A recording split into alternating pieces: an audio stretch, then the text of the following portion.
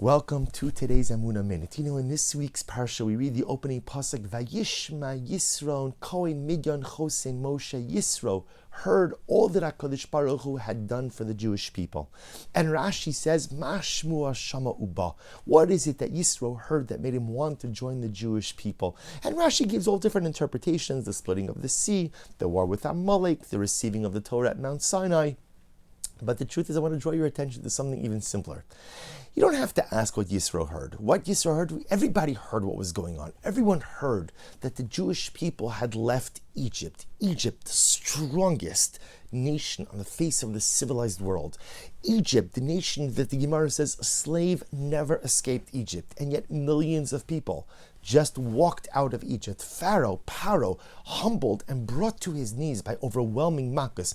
The sea is splitting. War with Amalek. Man coming down from the heavens, sustaining millions of people.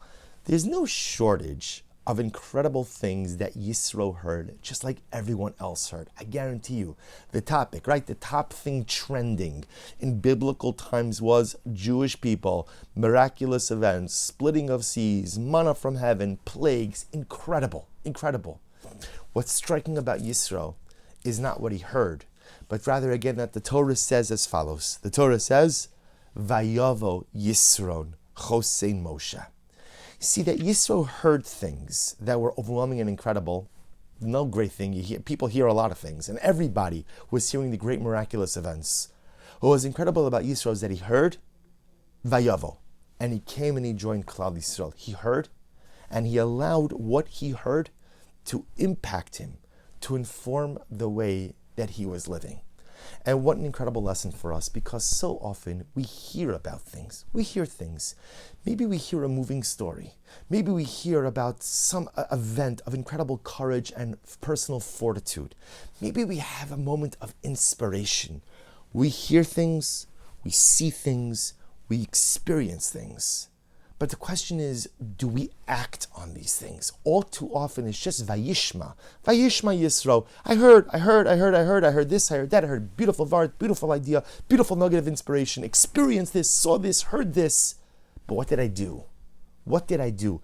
The greatness of Yisro lies not in what he heard, but the greatness of Yisro lies in what he did with what he heard. Vayishma, Vayavo. If I hear of all of these incredible events, all of these incredible things, then I need to live differently. Then I need to act upon it. I need to do something with this. And we should be zocha in Yirtzeh Hashem to have this same level of courage and wisdom. Every single day we see, we hear, and we experience things. But all too often, we hear it, one ear goes in one ear, out the other. We see it, and then we go ahead and we look at something different. We experience it, and then within a few moments, we let the experience simply ebb away. See, the goal in life is that when you hear something moving, when you see something cathartic, when you experience something life-altering, act. Act. Vayavo.